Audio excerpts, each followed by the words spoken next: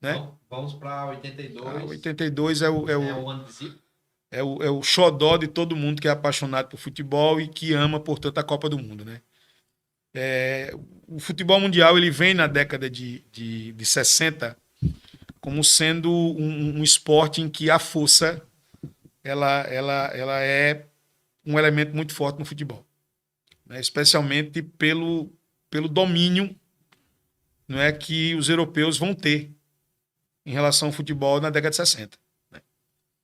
O Brasil vai ganhar a Copa de 62, mas depois a gente vai ter só Europa vencendo a Copa. Né? A Copa de 70 é a Copa em que o Brasil ele consegue se destacar em relação aos outros, porque o Brasil consegue reunir a força e a técnica. Né? Consegue reunir a força e a técnica, e o Brasil tem um jogador que desequilibra, indiscutivelmente, que é Pelé, e o Brasil tem um atacante que é Jairzinho, que faz gol em todos os jogos da Copa do Mundo. Isso é uma coisa crucial para a gente ser campeão. E na década de 70, a partir do título da Alemanha, em 1974, volta a ideia do futebol com muita força. Né? Que, por exemplo, o Brasil em 78, né, tinha um time muito técnico, mas foi um time que não venceu. Né? Então, vamos novamente nos voltar na força. Né? Só que o Brasil tem uma geração de jogadores inspirado particularmente no Flamengo, que vai ser o grande time do Brasil em 1981, inclusive campeão da Copa Libertadores, uma geração extremamente técnica. E o Brasil vai ter como técnico um cara que é um dos verdadeiros gênios da história do futebol. O futebol tem alguns caras que realmente conseguem mudar o futebol. Tele Santana foi um deles. E Tele, quando jogador, ele tinha uma liderança técnica muito forte dentro do campo. Né? Tele foi um dos grandes jogadores do Fluminense nos anos 60. E Tele sempre foi um jogador que, quando falava sobre futebol, ele sempre enfatizava o que ele achava de mais importante no futebol, que era o passe. Você não consegue jogar futebol se você não tiver um bom passe. Eu já vi jogos, por exemplo, de futebol horríveis, com 45, 60 passes errados. Porque os caras não conseguem dar 3 passes certos.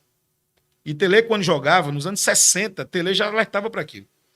Quando Tele torna-se técnico de futebol, e vai ser a partir de 1970, quando nasce de fato o Campeonato Brasileiro, o primeiro campeão brasileiro, em 1970, com o Atlético Mineiro, né, Tele traz consigo essa escola de um futebol muito técnico, de um futebol com a posse de bola. Né, de um futebol, portanto, em que a criatividade do jogador, é claro, o jogador tem que estar muito bem fisicamente. Né? Mas a força para Tele, ela não pode, sobre hipótese alguma, né, superar a técnica, superar o bom passe, superar a criatividade. E ele tem em suas mãos uma seleção que tem esse perfil. Né, com Sócrates, Zico, Falcão, com Éder Aleixo, né? Uma seleção que tem um viés técnico muito forte. Né? E é a seleção que encanta o mundo. Não é à toa, por exemplo, que quem acompanha, por exemplo, Guardiola e no primeiro livro que Guardiola lança, né, falando sobre futebol, no começo, então, agora da segunda década dos anos 2000, ele cita a seleção brasileira de 1982.